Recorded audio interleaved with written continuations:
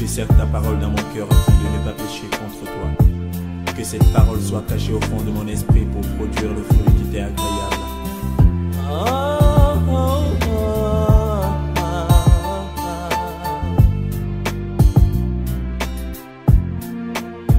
Plus que jamais, j'aime ta parole.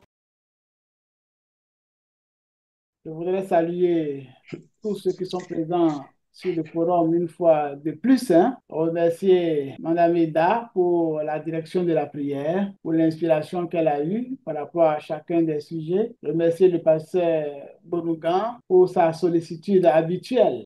Ça me fait chaud au cœur. Merci pour la présence de chacun d'entre vous. Alors, vous avez constaté depuis que nous avons commencé au niveau de la fondation que pour comprendre vraiment la Bible, on a besoin d'aller sur les textes originaux. Et quand on va au niveau des textes originaux, on a un peu plus de profondeur. C'est en cela que vraiment ce que nous faisons est important. On a pu le remarquer surtout la dernière fois au niveau du chapitre 14 de Genèse, la deuxième partie, lorsqu'on a parlé de Melchisédek, lorsqu'on a parlé du pain et du vin qui ont été donnés, lorsqu'on a parlé de la dîme, l'hypothèse des anciens, ceux qui avaient la Torah, lorsqu'on a pu regarder tout ça, on a compris un peu mieux que il ne faut pas se limiter seulement à la lecture des textes, il faut aller au-delà, creuser, ce qui confirme bien ce que les doyens, les rabbins, les anciens disent qu'on ne lit pas la Bible, on s'occupe de la Bible, on ne lit pas la Torah, on s'occupe de la Torah. Vous savez, Genèse a écrit 15 siècles avant Jésus-Christ, entre 15 siècles et 13e siècle avant Jésus-Christ. Le livre d'Hébreux a été écrit au 1er siècle après Jésus-Christ. Et vous voyez que les écarts d'interprétation entre Genèse 14 et Hébreux 7 sont visibles.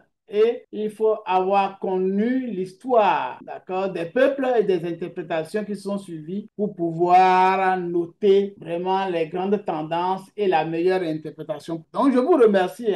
Si vous n'êtes pas présent, on ne pourrait pas déposer ces différents enseignements et voir ce que nous avons appris et qui n'est pas totalement juste ou bien les évolutions qu'il convient d'intégrer pour pouvoir en apprendre mieux. Aujourd'hui, nous continuons toujours nos enseignements et nous allons toucher Genèse chapitre 15. Nous allons lire les 6 premiers versets. Voici ce qui est écrit. Il s'agit de l'alliance de Dieu avec Abraham. Au niveau de la Torah, c'est écrit l'alliance des morceaux. L'alliance des morceaux. Okay? Voici ce qui est écrit. Après ces événements, la parole de l'Éternel fut adressée à Abraham dans une vision et il dit, Abraham, ne crains point, je suis ton bouclier et ta récompense sera très grande. Abraham répondit, Seigneur éternel, que me donneras-tu? Je m'en vais sans enfant et l'héritier de ma maison, c'est Eliezer de Damas. Et Abraham dit, voici, tu ne m'as pas donné de postérité et celui qui est né dans ma maison sera mon héritier. Verset 4. Alors la parole de l'Éternel lui fut adressée ainsi. Ce n'est pas lui qui sera ton héritier, mais c'est celui qui sortira de tes entrailles qui sera ton héritier. Et après l'avoir conduit dehors, il dit, regarde vers le ciel et compte les étoiles, si tu peux les compter. Et il lui dit, telle sera ta postérité. Abraham eut confiance en l'Éternel qui le lui imputa à justice. Amen. Donc voilà le passage que nous continuons de lire et aujourd'hui nous allons réfléchir là-dessus. J'ai pu faire sortir une thématique avec le pasteur Bagidi qui l'a validé et qui vous salue au passage, bien sûr. Alors la thématique c'est le dévoilement du ministère et des sentiments du prophète Abraham, le dévoilement du ministère et des sentiments du prophète Abraham. Alors, nous avons mis des sous-questions comme à notre habitude. Vous connaissez bien notre méthode maintenant. Première sous-question, qu'est-ce que Dieu a-t-il commencé par dire à Abraham? Bon, c'est vrai qu'Abraham a changé de nom plus tard, mais nous avons conservé Abraham. Qu'est-ce qui peut expliquer que Dieu dise à Abraham le triomphateur? Qu'est-ce qui peut expliquer que Dieu dise à Abraham le triomphateur de ne pas craindre? Troisième sous-question, y a-t-il des preuves du ministère prophétique d'Abraham dans ce passage? Quatrième question, quel reproche Abraham a-t-il fait à Dieu? Et puis cinquième question, comment Dieu a-t-il résolu le problème d'Abraham? Voilà les différentes questions, la question centrale et les différentes sous-questions que nous avons proposées. Et comme d'habitude, la parole circule. Qui voudrait la prendre? Il y a beaucoup de pasteurs sur le forum, hein. Il y a mon frère Sokegbe Gérard aussi qui est là. Donc, je sais que vous allez commencer quelque part, forcément. Alors, pasteur Bonougan, bravo. Je voudrais d'abord vous remercier. Merci pour le thème central. Que le Seigneur vous bénisse. Amen. Par rapport à cette histoire, Mm. parlant de Abraham, de l'alliance Mm. entre Abraham et l'Éternel, la première question, d'abord, la question centrale. OK. La question centrale, c'est quels sont les éléments qui révèlent le ministère et les sentiments du prophète Abraham? Abraham. Et la question 1 dit, qu'est-ce que Dieu a-t-il commencé par C'est dire à parti à Abraham? Abraham. Oui. Abraham, voilà. Je crois déjà, dans le premier verset, nous voyons déjà ce que Dieu a commencé par dire à Abraham, Oui. puisque là, la Bible déclare au Genèse chapitre 15, à partir du verset 1er, après ces événements, la parole de l'Éternel fut adressée à Abraham dans une vision. Oui. Il dit, Abraham, n'aie pas peur. Vous voyez, n'aie Oui. pas peur. Je suis ton bouclier et ta récompense sera très grande. Oui. Je crois que ce sont les paroles, c'est pas dire à Abraham. C'est ça. Il est là, il est venu pour l'encourager. Parce qu'à un moment donné, il a vu Abraham, peut-être son attente n'étant pas comblée, plus les années évoluaient, le temps passait. Et c'est pourquoi tout à l'heure, quand mon ministre priait, il dit Dieu est le temps, est le maître des temps et des circonstances. Abraham se posait beaucoup de questions et Dieu est venu le rassurer pour lui dire, pour lui parler en disant, n'aie pas peur, je suis ton bouclier. Il lui parle de sa protection, que c'est lui qui le protège. Pourquoi? Parce que à un niveau donné même, nous voyons que Abraham a eu peur. Pourquoi? Parce que certainement, il craignait une vengeance des rois qu'il venait de vaincre. Il y avait cette peur qui était là. Il craignait que les rois qu'il venait de vaincre pouvaient peut-être se rebeller, pouvaient riposter. Donc, Dieu est venu, lorsque nous remontons dans Genèse 14, verset 15, Genèse 14, verset 15, la Bible dit là, il dit, il divisa sa troupe pour les attaquer de nuit avec ses serviteurs. Il les battit et les poursuivit jusqu'à Shoba, qui est au nord de Damas. Donc, cet acte que Abraham a posé, lui, il avait peur que ses ennemis encore reviennent à la charge. Dieu alors lui donne deux raisons de reprendre courage. Numéro un, Dieu lui promet dans le premier verset de le protéger, puisqu'il a dit que lui son bouclier, de le protéger. Et la deuxième raison, Dieu lui assure une grande récompense. Il lui a fait une grande récompense. C'est-à-dire quoi? C'est pour dire à chacun de nous que quand souvent nous avons peur de ce qui nous attend, nous devons quand même nous rappeler, alléluia, nous devons nous rappeler que Dieu reste fidèle à ses promesses. Nous devons également nous rappeler que Dieu restera avec nous dans les difficultés et qu'il nous a promis lui-même de grandes bénédictions. Alléluia. Amen. Je crois que c'est là le résumé de la première question. La deuxième question dit, qu'est-ce qui peut expliquer que Dieu dise à Abraham, le triomphateur, de ne pas craindre? Je crois que ce qui peut expliquer cela, et moi, quand je lisais, peut-être il y avait un qui planait dans le cœur d'Abraham. Parce que lorsque nous voyons le verset 2, il dit, Abraham répondit, Seigneur éternel, que me donneras-tu? Je m'en vais sans enfant et l'héritier de mes biens, c'est Eliezer de Damas. Il dit, c'est Eliezer de Damas. Ouais. Abraham dit, tu ne m'as pas donné de descendance et c'est un serviteur de ma famille qui sera mon héritier. Alléluia. Amen. Donc, il y avait certainement un doute qui planait, puisque Abraham vient de sortir d'une grande victoire. Ouais. Mais comment Dieu peut-il revenir encore lui dire, n'aie pas peur, ne crains rien. Non seulement la peur, mais il y avait un doute qui était là. Ouais. Et la troisième question dit, y a-t-il des preuves du ministère prophétique d'Abraham? Oui. Si vous le permettez, oui. Vous me posiez la question de savoir si Abraham avait un ministère prophétique. Oui. Je vous dirai par l'affirmatif. Je vous dirai simplement oui. C'est ça. En réalité, Abraham ne reçoit pas, excusez-moi, un ministère prophétique au sens où je dirais que Abraham exerce un ministère prophétique. Pourquoi? Parce que dans ce passage, Dieu lui apparaît et lui fait une promesse concernant sa descendance.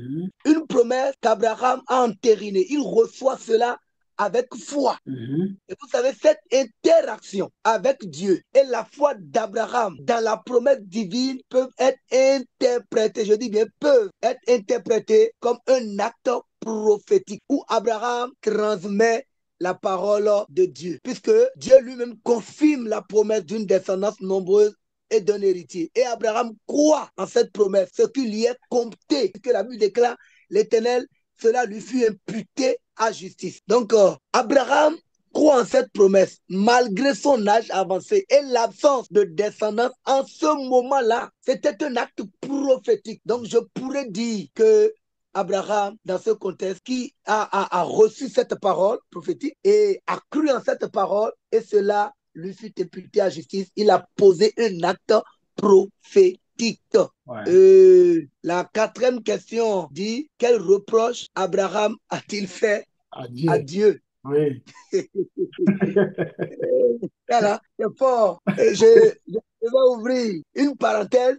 Oui. Et pour dire à chacun de nous, et la vie nous réserve beaucoup de surprises. Il y a des noms dits de Dieu dans les promesses de Dieu. Et vous savez, quand ces noms dits commencent par se révéler, nous commençons par nous poser tellement de questions. Oui. Nous pouvons aller jusqu'à dire à Dieu, on ne t'avait pas demandé ça, je ne t'avais pas dit toutes ces choses. Pourquoi tu m'as fait ça? Pourquoi?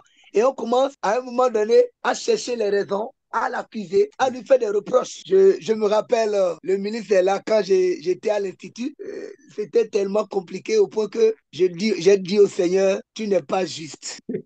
Quand tu as analysé, quand tu as vu dans toute ma famille, moi là, est-ce que tu es sûr que ce n'est pas une erreur que tu as commise en m'appelant? Je suis prêt à retourner de l'Est. J'ai commencé par faire des reproches à Dieu, par l'accuser, par lui dire non. Donc, c'est pour nous dire en réalité, il y a ces moments qui nous arrivent. Ouais. Il y a ces moments qui nous arrivent, que nous voulons ou pas. C'est des moments qui arrivent dans la vie. Et nous devons quand même apprendre de l'exemple d'Abraham. Il est allé plus loin, il dit, tu ne m'as pas donné de descendance. Ouais. Et c'est un serviteur de ma famille qui sera mon héritier. Et voici, tu dis que j'aurai de descendance. Ouais. En fait, c'est des repas qu'il faisait à Dieu. Il dit, c'est alors que l'Éternel lui dira, ouais. L'Éternel lui adressera la parole. Ce n'est pas lui qui sera ton héritier, mais bien celui qui naîtra de toi. Ouais. Après l'avoir conduit dehors, il dit maintenant, regarde vers le ciel et compte les étoiles. Si tu peux les compter, il lui affirma, telle sera ta descendance.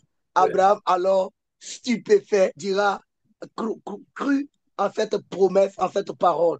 Et c'est là que l'alliance naît. Donc, oui, effectivement, Abraham, c'est ce reproche qu'il a fait. Parce qu'il lui promet des descendants, il ne voit pas la chose. Il a vieilli. Ouais. Donc, bien aimé, vous qui nous écoutez, ces moments arrivent. Ouais. Et je voulais nous dire courage. Ouais. Le Seigneur qui a été avec Abraham sera avec nous. Amen. Il ne nous abandonnera jamais. Amen, amen, amen. Comment Dieu a-t-il résolu le problème d'Abraham?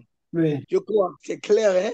Ouais. Il a résolu juste en lui disant de voir les étoiles, s'il pouvait les compter, de les compter. Ouais. Et Abraham a vu, il dit, je ne peux pas. Dieu a dit, bon, tel tu ne peux pas les compter, c'est de la même manière que ta descendance sera. Ouais. Amen.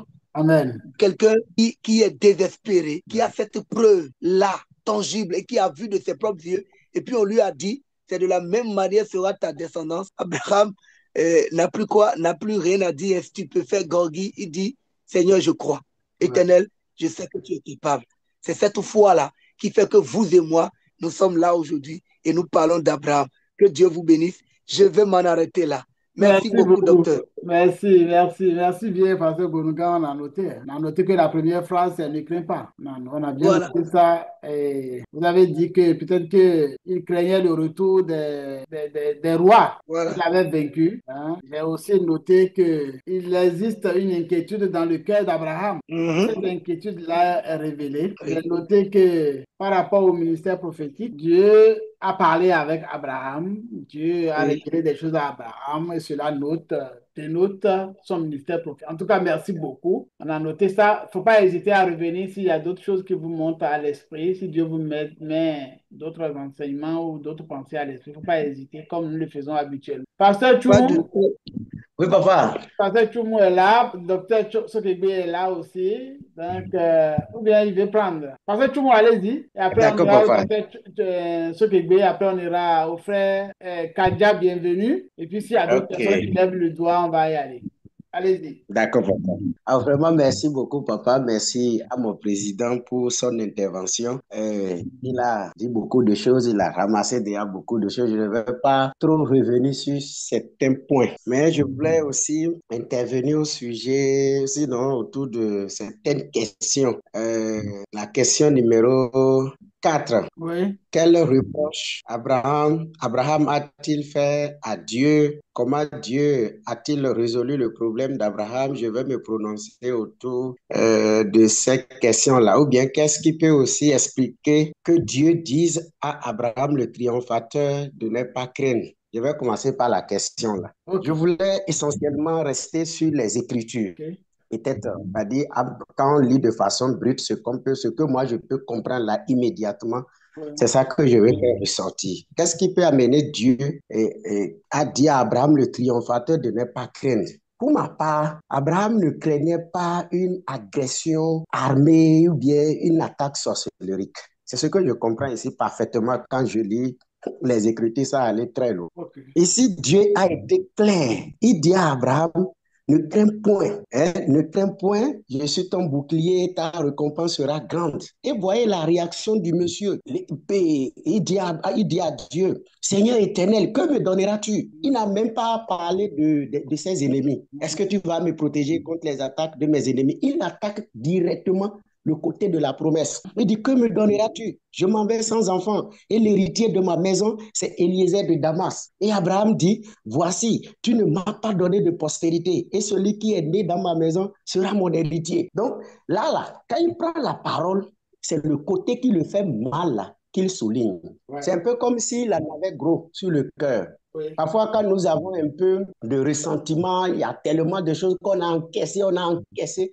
Lorsque l'occasion se présente à nous pour qu'on s'explose, là où ça nous fait plus mal, là, c'est sur ça on s'accentue pour faire passer notre message et exprimer notre mécontentement. Et là, je vois Abraham, malgré tout ce que Dieu a dit, il dit, ne crains point, je suis ton bouclier, ta récompense sera grande. Il laisse tout le côté de la protection et autres là, il attaque le côté de la promesse là. Ouais. Parce qu'il y avait une promesse qui était faite depuis Genèse 12, dès le départ. Ouais. Je ferai de toi le père d'une multitude de nations. Ouais. Dieu a promis des choses et des années passées, Abraham n'a rien vu. Et là, quand Dieu vient encore renouveler les mêmes propos, renouveler la même alliance, Abraham s'éclate. Et là, nous voyons, en même temps, sinon, comme il avait dit, je vais faire une transition là directement vers l'autre question pour dire est-ce qu'il y a de reproches ou bien quel reproche a-t-il fait à Dieu. Oui, même quand nous lisons ces passages-là, la tonalité même, c'est vrai que c'est des écritures que nous lisons, mais nous sentons là une certaine tonalité un peu agressive. C'est quand même à Dieu il parle. Ce n'est pas à son frère, ce n'est pas à son oncle, ce n'est même pas un prophète, ce n'est pas un pasteur. Il dit, que me donneras-tu? Il répondit, Seigneur éternel, que me donneras-tu? Quel courage! Que me donneras-tu? Je m'en vais sans enfant. Et l'héritier de ma maison, c'est Eliezer de Damas. Et Abraham dit, voici, tu ne m'as pas donné de postérité. Il insiste là-dessus. Dieu, tu ne m'as pas donné de postérité. Nous sentons là une certaine tonalité qui quand même, comment elle veut dire, qui est un peu agressive. Donc là, le reproche est clair. Il a fait des reproches à Dieu parce que Dieu jusque-là n'avait pas encore réalisé la promesse. Donc ça le faisait très mal et il l'a exprimé. Donc si je veux encore me répéter, je dirais que Abraham n'avait pas, ce que moi je comprends ici, il n'avait pas trop peur d'être attaqué, d'être agressé, parce que bon, la présence de Dieu, elle est là sur ce côté-là. Ça, Dieu a déjà manifesté sa fidélité à plusieurs reprises, je vais dire.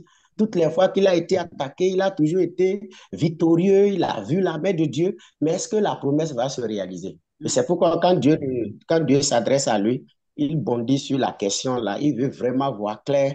Est-ce que le Seigneur tient toujours à la réalisation de cette promesse? Et quand je vais peut-être me prononcer autour de la question, comment Dieu a-t-il réglé le problème d'Abraham? Nous allons voir que là, Dieu le fera sortir de sa tente. Parce que jusque-là, il était sous sa tente quand il parlait avec Dieu, ou bien dans sa tente quand il parlait avec Dieu. Dieu le conduisit dehors. Là, Dieu le fait sortir de sa zone de confort. C'est un message très fort. Dieu le fait sortir et il l'amène à avoir une vision. Il dit, regarde vers le ciel, regarde les étoiles. Quelles que soient les promesses que nous avons de la part de Dieu, quels que soient les messages prophétiques que nous avons reçus, si nous n'avons pas une vision, notre espace mental n'est pas élargi. Nous ne pouvons jamais voir la réalisation de cette promesse. Donc là, nous voyons qu'Abraham avait un espace mental restreint parce que lui se focalisait sur son âge. Il disait, je m'en vais sans enfant. Parce que quand il voit son âge, il est en train de vieillir. Et qui vieillit est en train de se rapprocher de la mort. Un philosophe pouvait dire, chaque jour nous rapproche de la mort et le dernier jour arrive. Donc, Abraham, vu son âge, il se dit, mais à l'âge, là, à mon âge actuel, je n'ai pas eu encore la réalisation de la promesse. Jusqu'à quand? Donc, son espace mental était restreint. Dieu, en lui conduisant dehors, le fait sortir de sa zone de confort et l'amène à avoir un espace mental bien élargi pour qu'il puisse voir au-delà de ce qu'un être humain peut voir. Donc, il dit, regarde, projette tes yeux vers le ciel. Il demande à un être humain de compter les étoiles. C'est ce qui est humainement impossible. Abraham dit, je ne peux pas les compter. Il dit, voilà. Donc, en lui demandant, tout ça là, c'est pour l'amener à avoir une grande vision de ce qu'il attendait de dire. Il faut que tu penses que, et tu réalises que ce que je te dis là se réalisera. Il faut que tu y crois. Donc, cette foi-là doit être accompagnée de cette vision-là. Ça va se réaliser. Donc, tel que tu vois les étoiles qui sont au ciel, c'est de la même manière que tes enfants aussi seront nombreux. Donc, nous voyons là, en réglant le problème d'Abraham, Dieu l'amène à avoir une grande vision. Dieu le fait d'abord sortir de sa zone de confort. Dieu l'amène à avoir un espace mental bien élargi. Et c'est quand ces conditions-là sont réunies maintenant que la conclusion est tirée. Après tout ce qu'on a vu comme dialogue, échange, il croit encore à nouveau et l'alliance est renouvelée. Voilà un peu ce que je peux dire par rapport à ces questions qui sont posées. Merci beaucoup. Merci beaucoup, papa. Il ne faut pas m'arrêter là. Merci. Il ne faut pas hésiter à revenir. Il ne faut pas hésiter. D'accord. Merci beaucoup. On a noté qu'Abraham en avait gros sur le cœur. Et dès qu'il a eu l'opportunité, il a commencé par faire des reproches à Dieu. Et la tonalité est montée. Oui. Il s'est défoulé en quelque sorte sur son créateur. Le créateur l'a recadré. Oui. En lui montrant une vision. En tout cas, merci. Merci. Le test a des mystères, a quelques mystères. Et ça révèle les qualités de Dieu, aussi les qualités d'Abraham. Et avec votre analyse, on s'en aperçoit. Merci beaucoup. Docteur Sokebe. Ok, merci beaucoup, docteur. Oui. Et c'est avec un réel plaisir que je dis, c'est avec un réel plaisir. Vous m'entendez?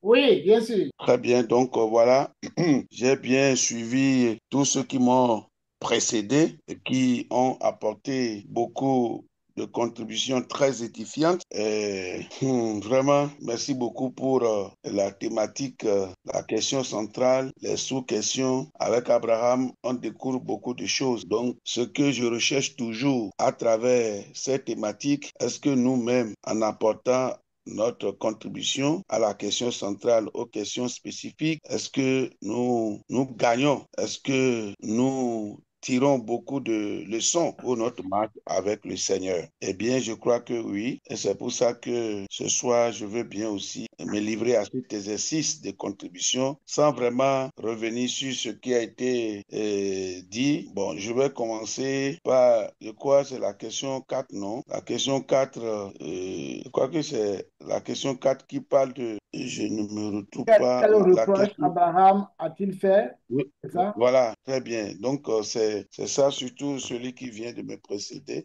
par rapport à ce que le pasteur Bonougan avait dit. Bon, en réalité, il faut d'abord dire que Dieu est souverain. La souveraineté de Dieu n'est pas à négliger, on ne va pas s'amuser avec, juste parce que c'est Dieu qui a fait promesse et Abraham ne peut pas réaliser la promesse. Donc, je t'ai fait une promesse, je t'ai dit que je vais honorer la promesse. Tu es impatient, je m'en fous. Donc, c'est moi qui t'ai fait promesse et je sais quand je vais honorer ma promesse. Donc, de ce point de vue, Abraham ne fait vraiment pas un reproche au sens d'une accusation de faute, puisque Dieu est souverain. Donc, c'est plutôt une expression de sa perplexité. Il est dans la confusion, il est dans la panique. Donc, il est dans le découragement et c'est son sentiment vraiment d'incompréhension face à la non-réalisation de cette promesse essentielle de Dieu, donc celle de sa descendance. Donc, l'intervention d'Abraham, au fond, ce n'est pas un reproche, mais c'est une question rhétorique et plaintive. Donc, c'est une plainte.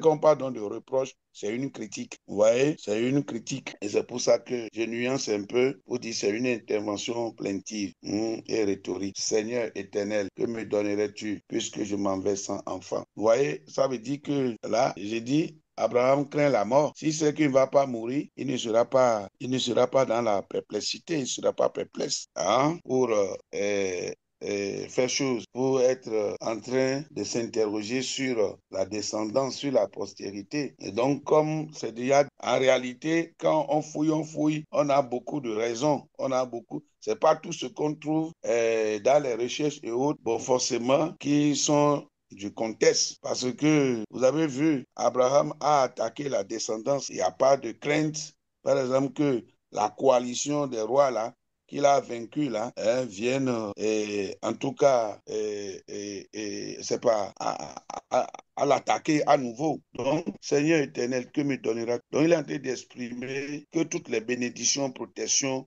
grandes récompenses, la paix, perdent de leur valeur sans un héritier. Abraham là, on lui a donné tout, mais son problème là, c'est l'héritier. Est-ce que vous voyez? Et l'héritier de ma maison. Vous voyez, un serviteur. J'apprends aussi que quand tu n'as pas d'enfant, donc ceux qui sont avec toi, ils peuvent hériter. En réalité, c'est des choses qui ont existé déjà dans la Bible. Donc, l'héritier peut être son serviteur. Voici, tu ne m'as pas donné postérité. Donc, il est en train de mettre en contraste la promesse divine d'une grande descendance avec la réalité de sa vie actuelle où il envisage une solution humaine, c'est-à-dire l'adoption de son serviteur Eliezer, faute de mieux. Donc, ce n'est pas tant un reproche qu'un constat vraiment d'un décalage entre la promesse et la réalité exprimée, bon, avec une certaine frustration et une profonde tristesse. Donc, Abraham cherche à comprendre comment la promesse peut se réaliser dans sa situation actuelle. Donc, il ne s'agit pas d'un reproche. Alors, donc il ne s'agit pas.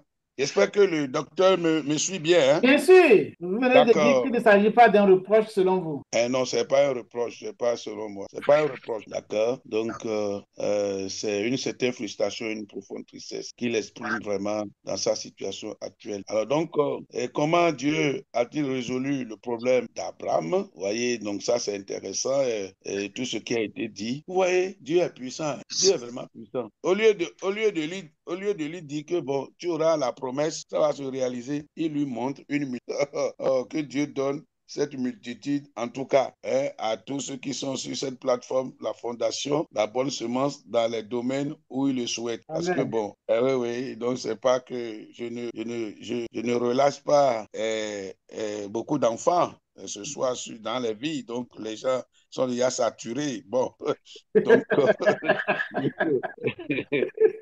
parce que c'est de façon prophétique que je suis en train de parler. Oui. Donc, que vraiment l'abondance soit le partage de tout un chacun. Amen. Alors, donc, Dieu, il montre, Dieu rejette la solution humaine d'Abraham, à savoir donner à Eliezer la possibilité d'être son héritier. Ouais. Dieu rejette ça.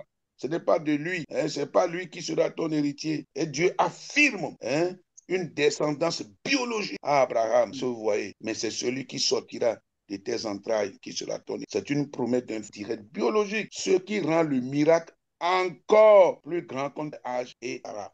C'est un miracle qui va se passer. Parce que c'est une illustration visuelle de cette pour renforcer la foi d'Abraham maintenant de la mort. Donc que ce soit que Dieu donne une révélation, une vision à un homme de Dieu sur comment son ministère va prospérer, va porter des fruits, sur ce que demain sera pour son ministère, ce qui n'a pas encore et ce qu'il verra, que Dieu révèle ça après cette séance sur notre fondation, la bonne semence. Alors donc, Abraham crut après avoir vu ça. Et c'est ça qui a amené Dieu, n'est-ce pas, à lui imputer la foi de justice. Et je vais donc, il fallait, n'est-ce pas, docteur, faire Oui, le décryptage des 5 questions. Je oui, ne reviens pas sur les questions-là oui, avant de répondre à la question principale. c'est ça. Donc, on ne pouvait pas donner une réponse à la question principale sans répondre aux questions spécifiques. Oui, Et c'est pour ça maintenant que je vais répondre aux sentiments donc, d'Abraham. oui, Donc, premier sentiment, il y avait la crainte, l'anxiété. Donc, la crainte ou l'anxiété, donc, tire toute sa légitimité par rapport à l'exhortation divine à mhm. Abraham, ne pas craindre. Est-ce que vous me suivez? Oui, D'accord. Donc, premier sentiment, la crainte, l'anxiété.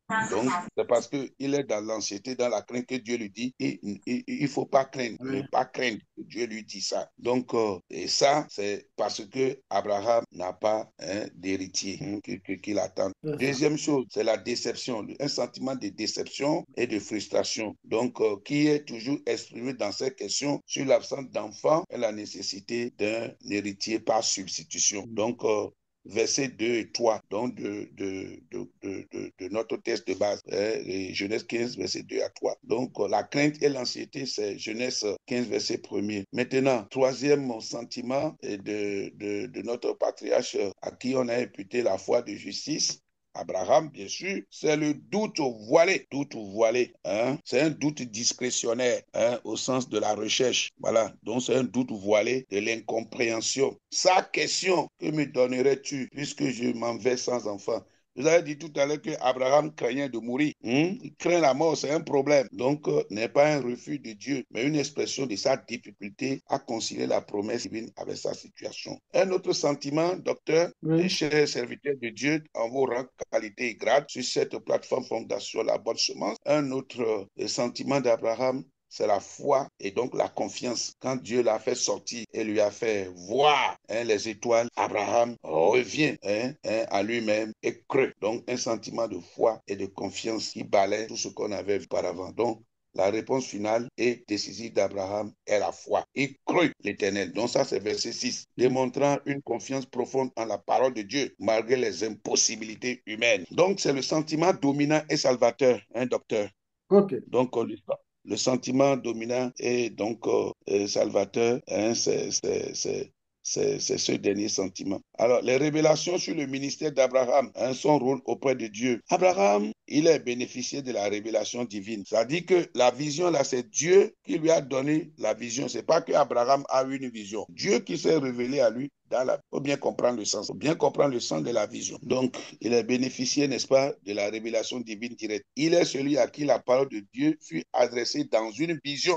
Le verset 1er de Genèse 15, du verset 15. C'est le signe d'une relation privilégiée et d'un rôle de récepteur de la parole caractéristique d'un prophète. Oui, Que quelqu'un reçoive les dons de prophétie et que si quelqu'un a un ministère de prophète, que ce soit Dieu lui renouvelle encore cette énergie spirituelle pour renverser les forteresses, pour renverser les hôtels, pour renverser tout ce qui est, comment je vais dire, armée satanique. Vous voyez, le ministère de prophète, c'est un ministère d'impact, vous voyez. Donc, tout ce qui résiste à la foi et à n'importe quoi que ce soit, vraiment devant le prophète, la chose est déplacée. Alors donc, j'ai dit, c'est le signe d'une relation privilégiée et d'un rôle de récepteur de la parole divine quasi d'un prophète. Deuxième chose sur la relation, sur le ministère d'Abraham, c'est-à-dire, il est l'interlocuteur de Dieu. Voilà, Abraham ne se contente pas de recevoir, il interagit. Oh, gloire à Dieu. Il pose des questions, exprime des préoccupations. Cette capacité de dialogue est essentielle pour un prophète. Et dernière chose, Abraham a un modèle de foi. Le verset 6 établit Abraham comme un archétype de la foi dont la croyance est imputée à justice. Et puis, dans Romains chapitre 4, et puis dans Galates, Galates chapitre, je reviendrai sur ces références-là. Je dis bien Romains chapitre 4 avec précision. Romains chapitre 4, verset 1 à 5. oui, Paul utilise le même verset comme preuve de Genèse 15, verset 6. Hein, Romains chapitre 4, verset 1 à 5. Galates chapitre 3, verset 6 à 9. Et puis Jacques chapitre 2, verset 21 à 24. C'est-à-dire que c'est à ces trois endroits-là que vous voyez que Abraham a été cité comme pour avoir cru, Dieu lui a imputé la foi, donc lui a imputé la justice. Vous voyez, hein? Donc c'est à ces trois endroits que c'est énuméré dans les Saintes Écritures. Donc le dernier élément que je voulais souligner dans le ministère prophétique ou dans ce que j'ai appelé, le dernier élément, dans le ministère avec Abraham, c'est Abraham est le fondateur de l'alliance. Voilà. Donc, bien que l'alliance formelle soit scellée plus tard, voyez, dans ce chapitre, ce passage que nous venons de sortir d'étudier est crucial, car la foi d'Abraham en est le fondement. Et dans Genèse chapitre 20, le verset 7, que nous n'avons pas encore, nous ne sommes pas encore là-bas, mais je le cite, Dieu même appelle Abraham le prophète. Dieu appelle Abraham le prophète. D'accord. Bon, docteur, je crois que je vais m'arrêter là. OK. Vous avez fait le tour. Merci beaucoup. Merci pour les apports. Merci pour la démarche. Nous allons en faire une synthèse tout à l'heure. Frère, bienvenue, Kadia. On attend quelque chose de lui, forcément. Oui, bonsoir. Bonsoir, docteur. Bonsoir, mon cher frère. Déjà revenu ou bien toujours là-bas? Non, je suis revenu. D'accord. Bonne arrivée alors. Merci beaucoup, docteur. Vos apports sont attendus. Merci beaucoup. Je fais mien tous les apports qui ont été déjà donnés par les pasteurs, par le docteur Soukegbe. Toutefois, je vais dire quelque chose moi aussi. OK. Voilà, merci beaucoup. Par rapport à la première question, qu'est-ce que Dieu a-t-il commencé par dire à Abraham? Ouais. Je crois que si nous prenons le texte, trois choses principales. Oui. D'abord, l'Éternel a commencé par l'encourager, Oui. le rassurer en lui disant ne crains point. Et comme l'a dit les uns les autres, il a gagné la guerre, il a gagné cette bataille et puis bon, je dirais comme les autres, il a peur des représailles peut-être. Et puis, l'autre chose, est-ce qu'il a gagné? Il a gagné la guerre terrestre, mais par rapport à sa promesse, il n'a pas gagné cette guerre-là. Oui. Il n'a pas gagné la bataille de la réalisation de sa promesse. Oui. Et tout cela peut l'amener dans la crainte et le Seigneur l'a rassuré, ne crains point. La deuxième chose, c'est que Dieu se positionne comme étant son protecteur en lui disant, je suis ton bouclier, je suis ton bouclier. Donc, c'est la deuxième chose que je voulais dire. La troisième chose, l'Éternel se positionne comme étant sa récompense. Donc, voilà les trois éléments que je veux souligner dans cette question. L'Éternel l'encourage, le rassure. L'Éternel se positionne comme étant son protecteur. L'Éternel se positionne aussi comme étant sa récompense. OK. Donc, parce que dans le chapitre précédent, il a refusé toute récompense. Après la guerre, il a refusé toute récompense. Et ça, peut-être l'Éternel a vu ça et l'Éternel a dit waouh, parce qu'il a levé les mains vers le ciel, il a dit au nom de l'Éternel très haut, je ne prendrai rien, même pas les courroies de vos souliers. Donc l'Éternel a vu ça et puis l'Éternel maintenant s'est positionné comme sa récompense. Donc, ayons toujours nos yeux vers l'Éternel comme notre récompense. Tout ce qui est terrestre finira. C'est l'Éternel seul qui peut nous récompenser. Et deuxième question, qu'est-ce qui peut expliquer que l'Éternel dise à Abraham, le triomphateur, de ne pas craindre? Oui! Bon, comme je l'ai dit dans la première question, waouh, vraiment, je préfère ne pas répondre à cette question. Je vais la sauter. Je vais la sauter. Toutes mes excuses. Troisième question, y a-t-il de preuves du ministère prophétique? Oui. Je crois que le docteur Sokebe l'a exposé pleinement.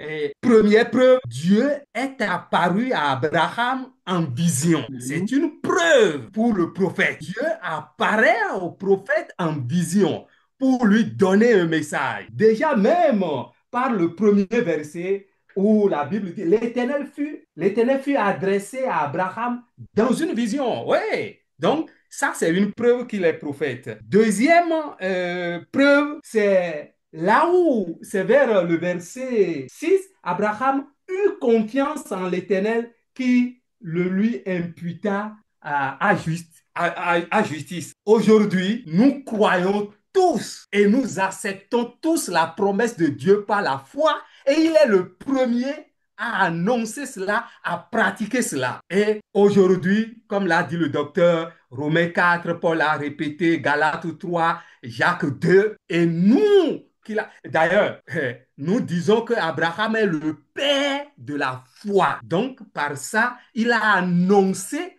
par sa vie, par sa réponse à Dieu, déjà que nous allons tous croire à travers la confiance que nous avons en Dieu. Et autre chose, bon, le docteur l'a dit, hein, Dieu même l'a dit. On n'est pas encore au chapitre 20, mais lorsque Abimelech, le roi de Guéra, je crois, a enlevé la femme d'Abraham, Dieu s'est adressé à Abimelech pour lui dire, maintenant, rends la femme, parce que cet homme est un prophète et il va prier pour toi. Donc, il est un prophète, il est le modèle d'obéissance dans laquelle se retrouvent tous les chrétiens aujourd'hui. Pas seulement tous les chrétiens, les judaïstes aussi, et l'islam aussi. L'islam aussi. Parce que si nous parlons d'Abraham, Abraham se retrouve dans ces trois religions-là, comme étant le père de l'obéissance, le modèle de l'obéissance. Et c'est lui d'ailleurs qui a construit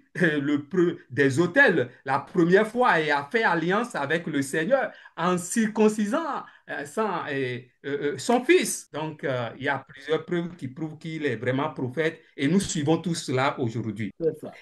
Quel reproche Abraham a-t-il fait à Dieu? Ah bon, comme l'a dit le docteur Sokegbe, hein, pour moi, il n'a pas fait de reproche, mais il s'est plaint. Il s'est plaint du retard. Il s'est plaint du retard de l'accomplissement de la promesse. Oui, parfois, bon, nous nous plaignons tous, hein. On a prié et on a la foi, on sait que Dieu va exaucer, mais ça prend du temps et parfois dans nos prières, nous nous plaignons. On dit, Éternel, jusqu'à quand tu m'exauceras? Jusqu'à quand j'aurai ma promesse? Donc, il s'est plaint plutôt à Dieu, je dirais. Il s'est plaint à cause du retard de la promesse. 5. Comment Dieu a-t-il résolu le problème d'Abraham? Il a résolu le problème d'Abraham en lui montrant en lui montrant la grandeur, l'immensité et l'éclat. Qu'est-ce que l'éclat? Oui, et l'éclat. La grandeur, l'immensité et l'éclat de ce qu'il veut lui faire, de la promesse qu'il attend. Parce qu'en regardant le ciel, les étoiles brillaient, étaient nombreuses et elles brillaient. Donc, le Seigneur, en voyant peut-être sa foi s'affaiblir, voudrait réactiver sa foi en lui montrant l'immensité, la grandeur et l'éclat de l'œuvre qu'il veut accomplir à travers cette promesse. Merci beaucoup et que Dieu nous bénisse. Amen. Merci beaucoup, mon cher frère Kadia. Bienvenue pour les différents apports. Hein. Alors, j'ai vu le pasteur Rodrigue lever à nouveau la main, ou bien je me trompe. Si c'est le cas, il peut toujours activer son micro et il reprend la parole. Au passage, je vois le pasteur Baguidi est en ligne. Je le salue. Je sais qu'il est en route, hein, mais qu'il a réussi à se connecter pour nous suivre. Voilà, je le salue. Nous le saluons au passage. Pasteur Rodrigue, si vous avez activé votre micro, vous avez la parole. On ne vous reçoit pas. On ne vous reçoit pas. Ça ne passe pas. D'accord. Très bien. Est-ce qu'il y a quelqu'un d'autre qui voudrait prendre la parole le temps que le pasteur Rodrigue... Oui, là on entend. Le pasteur Baguidi. Oui, bonsoir, mon cher docteur. Ce que je voudrais apporter. Donc, bonsoir, nous pouvons cher pasteur. Bonsoir à tous et à toutes. Si. Je voudrais vraiment rendre grâce pour cette opportunité que j'ai eue et présenter mes excuses à tous les membres de notre chère plateforme pour mon silence qui a duré plus de 4 semaines. Voilà, je crois par la grâce de Dieu, les choses vont s'arranger. Nous sommes dans une période d'hyperactivité. Le docteur Awangansi le sait et d'autres pasteurs le savent aussi. Dieu vous bénisse abondamment.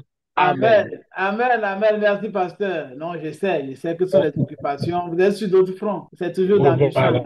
Merci. Que Dieu vous bénisse. Pasteur Rodrigue. Oui, mais docteur. Oui.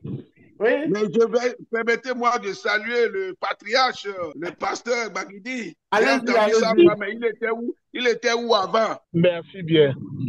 Ok, très bien, merci beaucoup. Est-ce qu'il y a quelqu'un d'autre qui voudrait lever la main? J'ai vu que notre pasteur Rodrigue a eu, comme il avait annoncé, voilà, il est revenu, hein. Pasteur Rodrigue est revenu. Alors, il peut toujours activer son micro et puis faire passer son élément. Oui, docteur, Oui, je disais que ce que je voulais apporter, le frère Kadia, bienvenu, notre bien-aimé Sokegbe, oui. l'ont déjà bien pris en compte. Donc, nous pouvons continuer. Très bien. Est-ce que quelqu'un voudrait lever la main? Mon frère Adi Pierre veut lever la main. Il veut prendre la parole. S'il veut prendre la parole, ce serait avec plaisir. En dehors de lui, il y a d'autres personnes, hein? Il y a d'autres personnes, n'importe qui. Oui, frère Adi. Oh, je voudrais simplement saluer la qualité des interventions. Ok, J'ai été vraiment enrichi et je voudrais bénir le Seigneur. c'est bon. Bon, j'ai pas quelque chose à ajouter à ce qui a été dit. D'accord. Voilà. En tout cas, merci à chacun pour les différentes interventions qui m'ont vraiment enrichi. Merci beaucoup. Voilà, c'est ce que je tenais. Merci. Merci, frère Adi. Vous savez, quand on vous voit, ça fait plaisir. Alors, si je dois dire mes éléments, dire mes notes, je vais commencer par les premières phrases. C'est écrit après ces événements. La parole de l'Éternel fut adressée à Abraham dans une vision. Et la première chose que je voudrais noter, c'est que c'est écrit après ces événements. Et quand c'est comme ça veut dire qu'il y a un lien à faire avec le chapitre précédent, qui est le chapitre 14. Et ce chapitre-là, vous venez, il a été dédié à la guerre que Abraham a eu à mener, la guerre des 4 rois puissants de la Mésopotamie contre les 5 rois de Canaan. Et ça s'est soldé par la victoire des rois puissants de la Mésopotamie. Et à la suite de cela, Abraham est parti vaincre ces rois-là. Il a ramené hommes, femmes, et bien, ça, nous l'avons exposé ça. Donc, en tout cas, c'est après ces événements-là qu'on s'est retrouvés. Donc, après ces événements, ça marque fortement un lien. Donc, la parole de l'Éternel fut adressée. Alors, la première question, c'est qu'est-ce que Dieu a commencé par dire à Abraham? Vous l'avez noté, je ne vais pas revenir là-dessus. Ce que Dieu a commencé par dire à Abraham, c'est ne crains point. Ne crains point.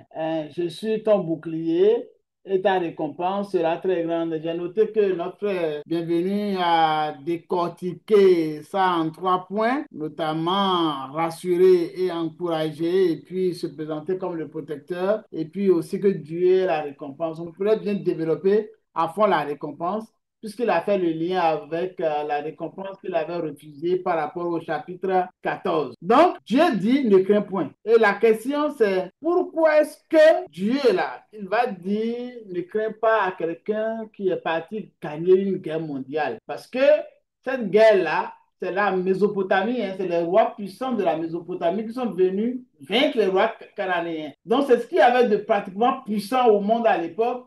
Vous vous souvenez, dans la préface du grand appel d'Abraham, on avait noté qu'il y avait une histoire de tour de Babel. Vous vous souvenez? Donc, c'était un peu comme le centre du monde. Et des rois qui sont venus de là-bas, qui sont venus vaincre ceux de Canaan, et Abraham est parti les vaincre. Alors, quelqu'un qui a gagné la guerre mondiale, pratiquement, qu'est-ce qu'il a? Il n'a normalement rien à craindre. Alors, ce que les anciens notent, c'est que Dieu, en lui disant ne crains point, touche du doigt quelque chose qui constitue la crainte d'Abraham, mais que Abraham n'a pas encore. Il rumine ça en lui-même. C'est comme s'il avait des griefs contre Dieu. Et Dieu vient le titiller. Dieu se présente comme étant l'omniscient, qui connaît le problème d'Abraham, qui connaît ce qui manque à Abraham pour qu'il soit heureux, pour qu'il ait le bonheur selon lui, pour que son cœur se réjouisse. Dieu se présente comme étant l'omniscient parce que entre le chapitre 14 et ce que nous sommes en train de voir, rien n'indique une certaine crainte, rien ne justifie une crainte entre les deux chapitres. Donc Dieu se présente ici comme l'omniscient. Bon, peut-être que chacun de nous,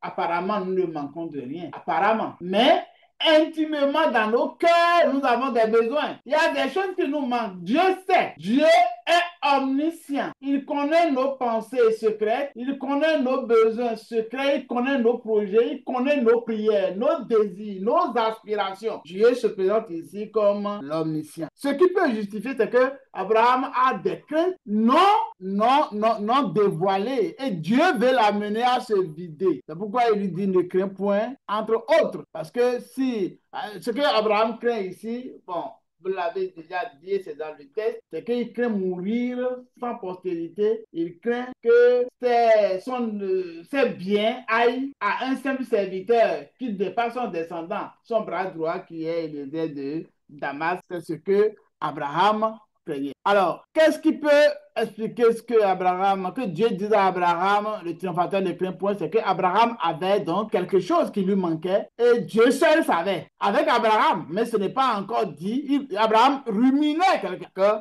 Donc, c'est ce qui est là. Alors, la troisième question que nous avons mis là, c'est y a-t-il des preuves du ministère prophétique d'Abraham dans le passage? Oui, c'est exprès que j'ai posé cette question parce que vous savez, dans nos Bibles françaises, ce n'est pas visible. Or, le texte est écrit pour révéler le ministère entre autres d'Abraham, le ministère prophétique d'Abraham, pour révéler ça. Alors, vous voyez, c'est écrit après ces choses, après ces événements, la parole de l'Éternel fut adressée. Ça, c'est un élément important. Quand on voit la parole de l'Éternel fut adressée, dans tous les passages que vous allez voir, où vous allez voir ça, sachez que c'est un ministère qui se révèle. La parole de, comme je disais, oracle de l'Éternel fut adressée. C'est un ministère prophétique qui s'annonce ça. Dieu ne parle pas, de toute façon, c'est écrit là, Deva Adonai en hébreu, Deva, la parole de l'Éternel fut adressée, ça révèle, ça c'est un premier élément qui révèle ça. Deva Adonai, Deva Yod He Vav He, la parole de l'Éternel, la parole de Yod He Vav He fut adressée. Dieu ne parle pas à n'importe qui. Dieu parle à des prophètes pour que les prophètes parlent au peuple, ou bien se comportent d'une certaine manière, ou bien agissent d'une certaine manière. Donc, donc, quand vous voyez la parole de l'Éternel souligner ça, est-ce que ça ne révèle pas un ministère oracle prophétique? C'est des thèmes techniques dans la Bible hébraïque, dans la version originale, et quand eux, ils voyaient ça, ils comprenaient bien que c'est un ministère prophétique. Vous voyez aussi, quand on regarde dans le livre d'Ésaïe, dans le livre d'Ésaïe, on voit ça, on voit Jérémie, on voit parole de l'Éternel fut adressée. Tous les livres prophétiques là, ce qui distingue les livres prophétiques, la première des choses, c'est que la parole de l'Éternel est adressée. Deva Adonai. Parole de l'Éternel fut adressée. Donc, c'est exprès que j'ai mis cette question pour nous faire ressortir ces éléments cachés qui ne sont pas à notre portée dans nos versions françaises. L'autre chose qui révèle le ministère prophétique, c'est la vision. Vous l'avez dit, c'est la vision. Ba Mahazé. Mahazé, c'est la vision. Ba, là, c'est dans la vision. C'est ça, d'accord? Donc, la vision, on dit que cela fut adressé dans une vision. Vous voyez? Donc, le mot vision aussi révèle qu'on est dans un contexte prophétique. C'est clair. Vous savez, le terme prophète en hébreu, c'est Navi. Navi, celui qui fait jaillir la parole, celui qui fait jaillir la lumière. Ça, Navi. Et il y a aussi Roé. Roé, un voyant, un visionnaire.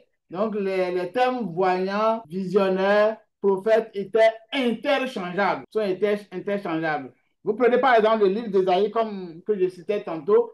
Le titre dans la version originale d'Ésaïe, le titre même, c'est Vision d'Ésaïe, fils d'Amos. C'est le titre, ça. Vision d'Ésaïe, fils d'Amos, dans l'original. Or, la vision proprement dite a été révélée au chapitre 6, par rapport au grand appel d'Abraham. Mais pourtant, tout le livre d'Ésaïe porte le mot Vision d'Ésaïe comme titre, je veux dire, fils d'Amos. Donc ici, le narrateur de ce passage-là est en train de nous imposer une pensée prophétique, que nous puissions identifier, que nous puissions discerner que nous avons affaire ici en Abraham à un prophète. Abraham doit être vu ici sous un angle prophétique. Je profite toujours pour rappeler que Abraham, dans le chapitre 12, verset 16, a été présenté comme berger. Et cela a été clarifié dans le chapitre 13, verset 2 à 5.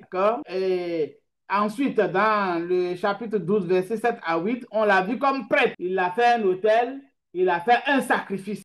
Donc, il y a une chronologie. Celui qui a écrit le narrateur est en train de présenter Abraham dans plusieurs dimensions. Alors, on voit sa dimension guerrière, chef militaire, juge dans le langage de la Torah, dans le chapitre 14 que nous avons déjà parcouru quand il est parti en guerre. Donc, il a été présenté aussi comme guerrier. Et ici, au chapitre 15, nous avons l'avantage de voir le patriarche comme étant un prophète. Vous voyez, un prophète. Donc, c'est bien visible dans le chapitre 15 avec les éléments que nous décryptons là.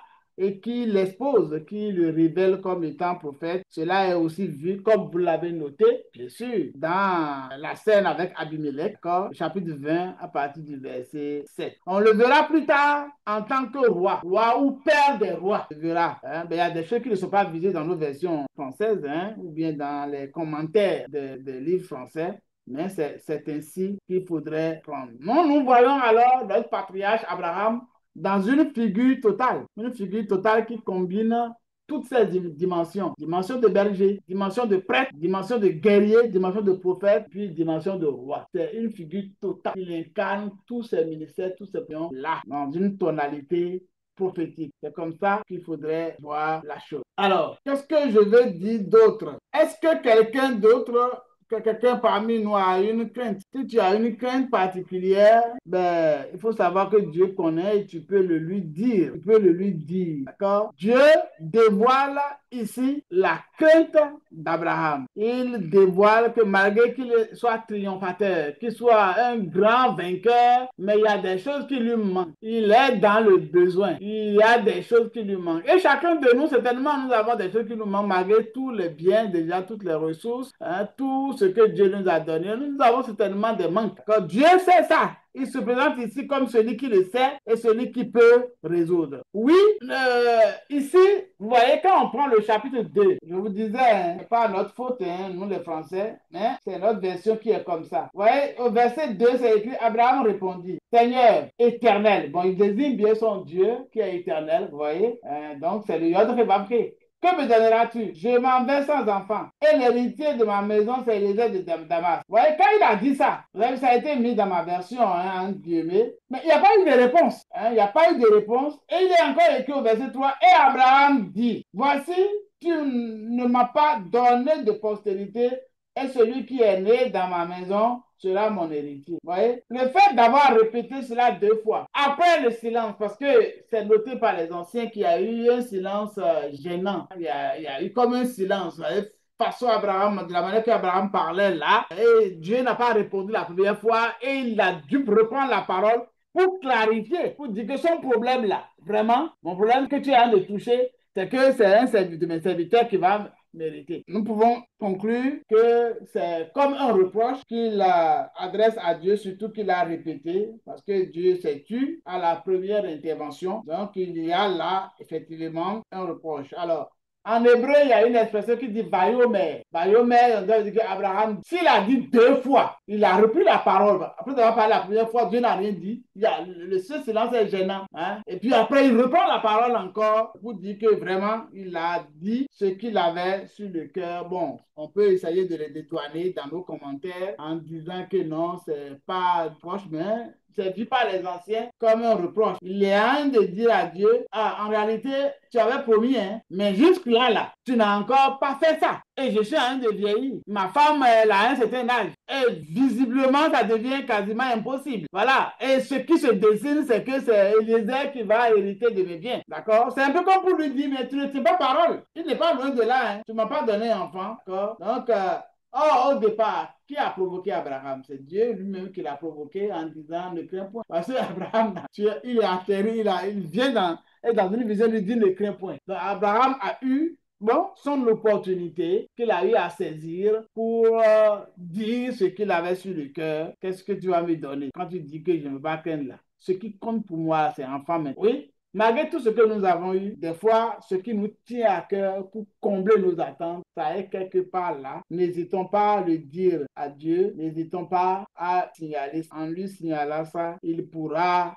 nous répondre. Alors, ce que Abraham a eu à dire a poussé Dieu à quitter l'étape de promesse, passer à l'alliance. Voilà. Dieu quitte l'étape de promesse et il passe maintenant à l'alliance. Mais avant cela, qu'est-ce qu'il a fait? C'est la question 4, si mon souvenir est bon, non. Comment Dieu a réglé, question 5, comment Dieu a-t-il réglé le problème d'Abraham? C'est que Dieu a décidé de montrer à Abraham, lui, ses limites. Il dit, toi là, tu es trop petit. Il y a des choses, tu es limité, tu ne peux pas faire. Il l'envoie dehors, il lui montre la grandeur, comme l'a dit tout à l'heure un de nos bien-aimés. Il montre la grandeur des étoiles. Et il dit, si tu peux compter, il faut compter. Et Abraham constate qu'il est limité, il ne peut pas compter. Il n'est pas en mesure de dénombrer tout. Donc, Dieu lui montre ses limites. Et Dieu lui dit, hein, telle sera ta postérité. Dieu lui dit ça. Généralement, quand nous sommes face à ce que Dieu ne répond pas vite à nos préoccupations, Dieu nous montre nos limites. Regardons le cas de Job.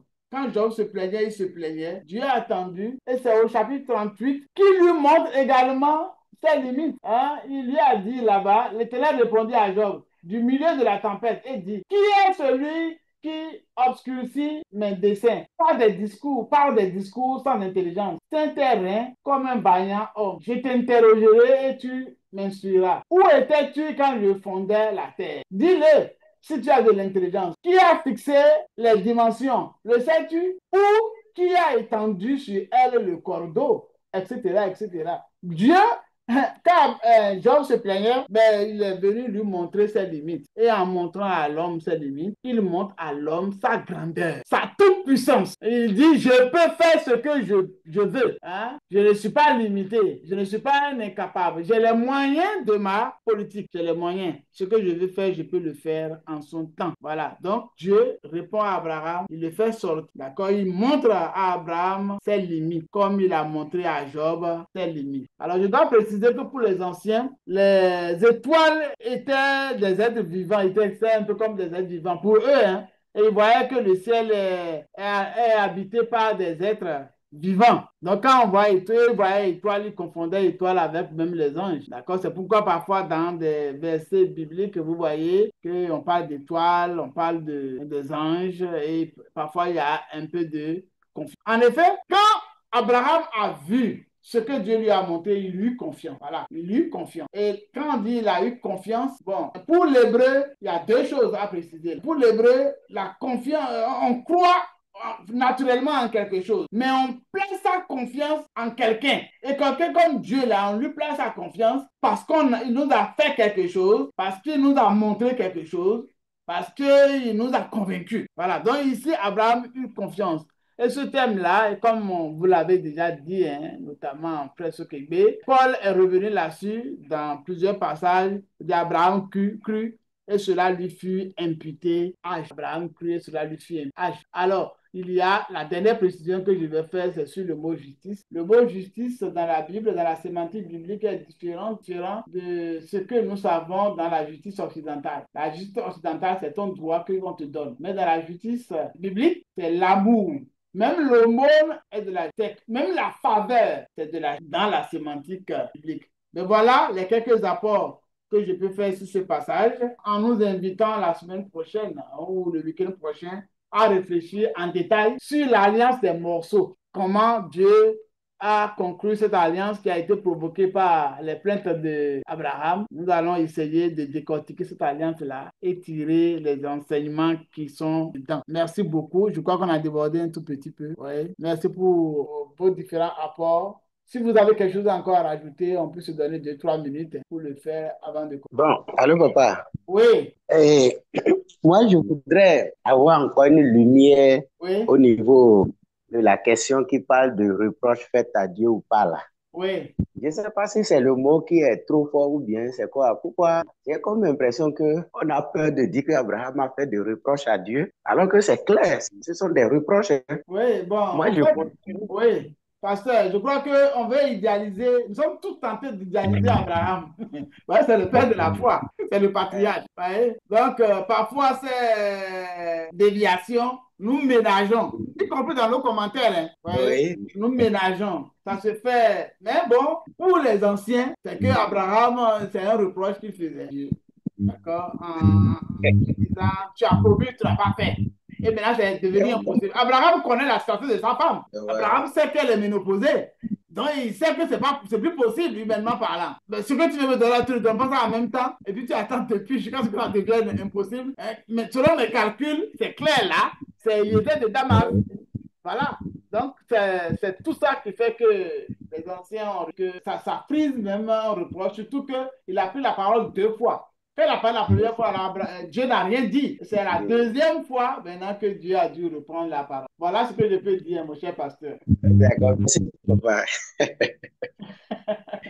Ouais, alors je vois. Alors, qui voudrait prendre la parole? Je ne vois pas quelqu'un lever la main. Hein? Bon, qui va terminer par la prière? Frère Adi, on t'a entendu il y a longtemps. Je te prie d'activer ton micro pour achever la réunion par la. Si le frère Adi prier m'entend, voilà, il a activé. Nous prions, nous te rendons grâce et nous te sommes reconnaissants, notre Dieu, notre merci, Père éternel, notre Dieu, pour ces instants que tu as rendus possibles et merci pour la qualité, ô roi de gloire, de ce que nous avons reçu ce soir. Pour le temps de prière, Seigneur, notre Dieu, tu as été avec nous, tu nous as également fait du bien par les différentes interventions. Et Seigneur, notre Père, notre Dieu, tu as couronné le tout par la synthèse qu'a apporté ton serviteur. Nous te sommes reconnaissants pour tous les enrichissements que cela nous procure et nous voulons, Père éternel, notre Dieu, que nos cœurs, roi de gloire, puissent garder ce bon dépôt. Merci, Seigneur, notre Père, notre Dieu, pour la présence et pour la qualité d'écoute et d'intervention de chacun, de chacune. Seigneur, notre Père, notre Dieu, permettre que, roi de gloire, dans les séances à venir, nous soyons encore et davantage enrichis. Bénis la vie de chacun de nous, fais du bien et permet que nos différents cultes soient des moments bénis. Seigneur, à toi seul toute la gloire, au nom de Jésus-Christ. Amen. Amen. Merci beaucoup. Amen. Merci pour votre patience, pour votre participation. Donc, à très bientôt. À bientôt, docteur Sokédé. Talent. Merci beaucoup. Bonne soirée. Bravo. Shalom, shalom. Semaine. Merci beaucoup. Shalom. Et à très vite. Je serre ta parole dans mon cœur afin de ne pas pécher contre toi. Que cette parole soit cachée au fond de mon esprit pour produire le fruit qui t'est agréable.